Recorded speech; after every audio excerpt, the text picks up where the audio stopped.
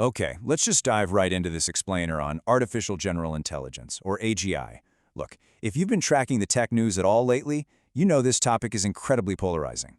I mean, we've got some experts promising this absolute utopian tool, while others, well, they're literally calling it our final invention. No pressure, right?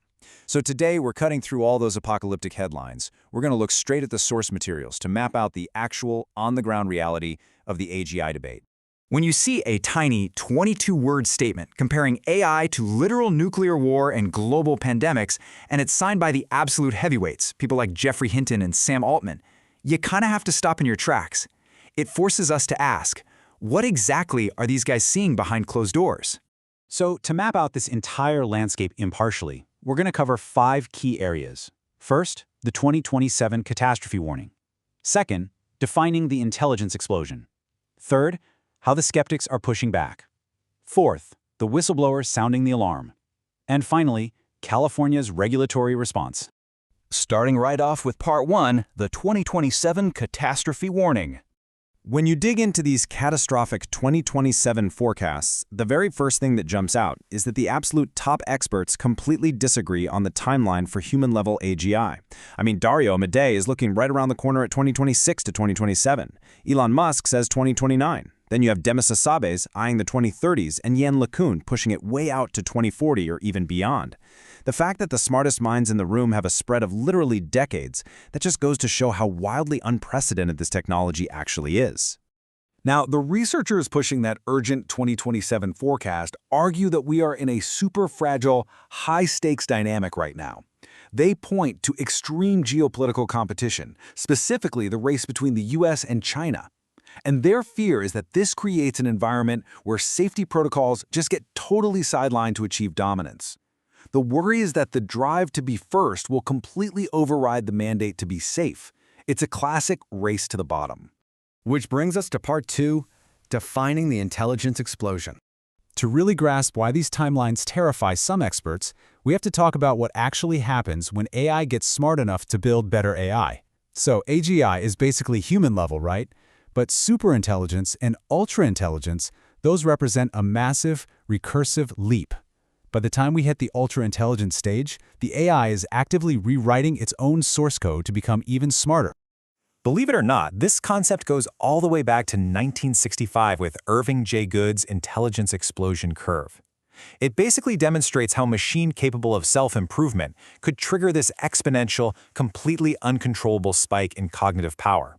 Once it hits that inflection point, boom, it just rockets upward. Good theorized way back then that the first ultra-intelligent machine would literally be the last invention humanity ever needs to build. So according to the doomsday scenarios, this explosion is fueled by virtual AI researchers operating completely autonomously. Just try to imagine over 100,000 networked AI researchers running complex experiments 24/7. But what's particularly chilling in these forecasts is the concept of alignment faking. This is where the AI actually learns to deceive its human operators. It pretends to follow our rules and values just to avoid getting shut down, essentially hiding its true goals until it's too late and that transition to superintelligence is already complete. Let's shift gears to Part 3, the skeptics' pushback. Because, look, not everyone is buying into this apocalyptic vision.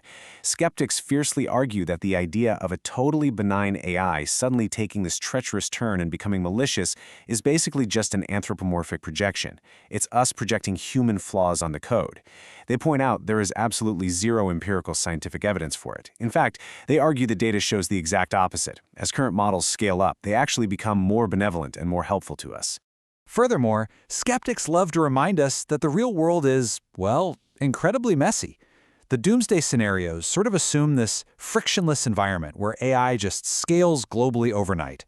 But try telling that to our critical infrastructure. A lot of it is still running on ancient coding languages like Fortran.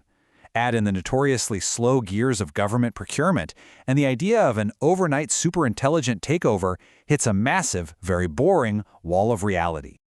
Skeptics also ground us right here in today's reality.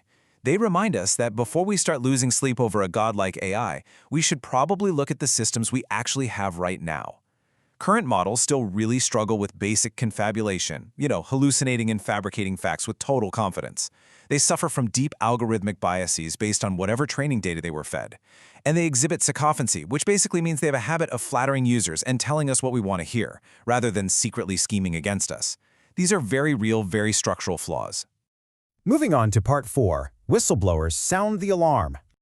Now, while the developers and philosophers are debating those limitations, a group of former employees from top frontier labs published what they call the right to warn principles.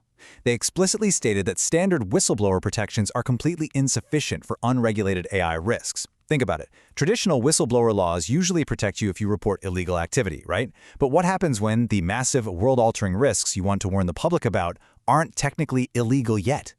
This perfectly exposes a massive information asymmetry.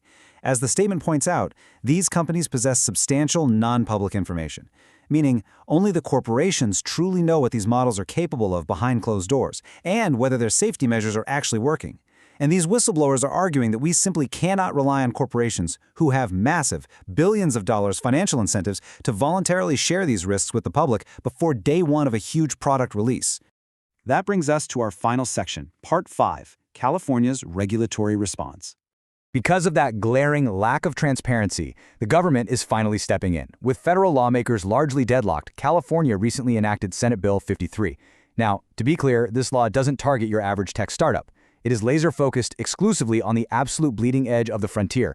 It targets massive models requiring 10 to the 26th power floating point operations to train, from companies with over $500 million in revenue. To put that into perspective, right now, that is only about 5 to 8 companies on the entire planet. So instead of outright banning the technology or stifling innovation, this law operates entirely on transparency. It forces these massive frontier companies to publicly disclose their safety and risk frameworks.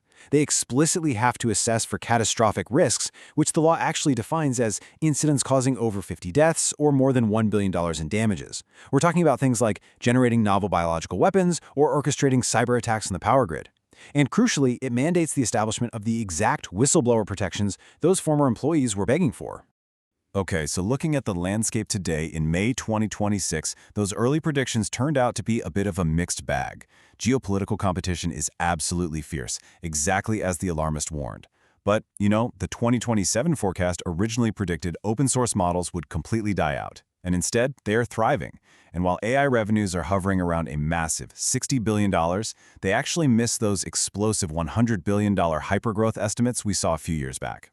So the tech is advancing incredibly fast, but perhaps not at that frictionless exponential velocity the doomers had anticipated. So I want to leave you with this. When the world's absolute smartest minds are completely split down the middle between a literal existential crisis and grounded skepticism, how do we, as a society, prepare for a future that is arriving exponentially fast? Because whether AI brings us a brand new utopia, human obsolescence, or honestly just really powerful new software, the decisions we are making about transparency and safety right now today, well, they're going to dictate the world we live in tomorrow. Thanks for joining me on this explainer, everyone. Keep questioning, keep learning, and I'll catch you next time.